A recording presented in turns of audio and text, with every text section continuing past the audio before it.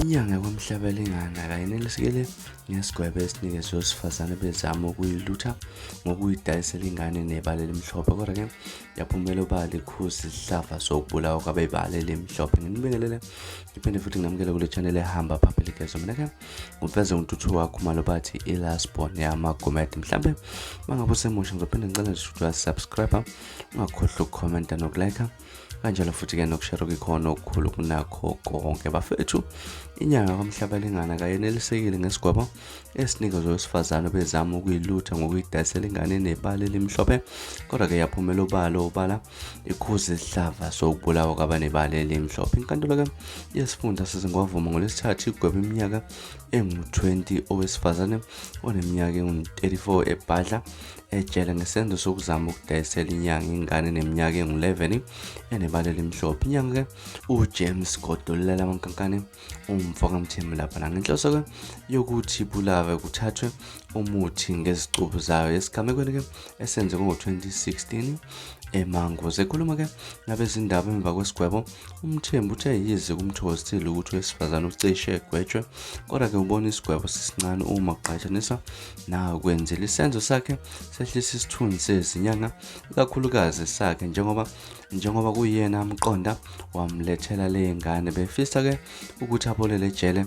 noma nje kube udilika jele ukuthi nje kuze kube isifundo sokuthi ayikho inyanga ebulala umuntu ukuze ithakhe umuthi. Lokho ke kuyichilelibe lingavumelekile esho kanje. Owesifazane kuthiwa waqonda kumthembu wamnxanxa ukuthi uzomtholela ingane ebala elimhlophe ukuze ayisebenzise ukutholakala umuthi. Wathi ke kumele amkhokhele u100,000 wamarandi bese emshayela ucingo uma afuna ukubona ingane. Umthembu walubuka emaphoyiseni udaba kanti bese vele kuvula icala ngokulahleka kwengane. Owesifazane ke walalela unyendle zamkhalela lapha ngesikhathi ke umshishisi advocate Cyril Selepi ehola ubufakazi uqhubeka icala.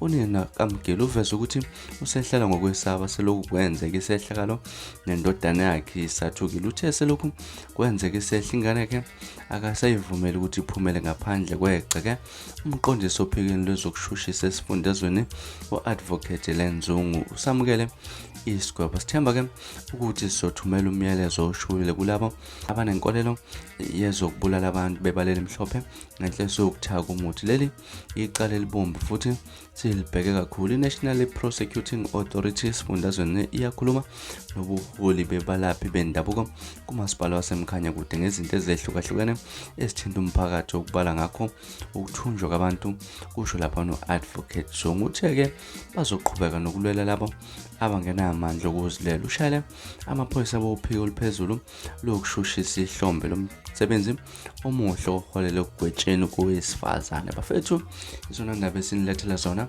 ezithinta lapha inyanga uGodolela amankankane kanjalo necala lokuthunjwa lapha kowebala elimhlophe okade kumele athengisele wena. Mhlawumbe ke kuthini kwakho ukuphawula ngalolu daba impela ubona nawe sincane isigwebo esinikezwe lwesifazane okuyisigwebo seminyaka engamashumi amabili lapha ke u20 okanye mhlambe nawe ubona kufanele kubudela kajela. Hlala lapha no comment section ungixoxele kabanzi ukuthi wena kuthini lwakho uvo ngalolu daba. Ngani sokuthi ke bekulona ivideo namhlanje, bekulona udaba enginethulela lona. Ungakhohlwa ukusubscribe nokulike nokushare bese ngilandela futhi ku Facebook @radionkezo. Isiphatha kahle nemidlalo mnandi ngithanda khona.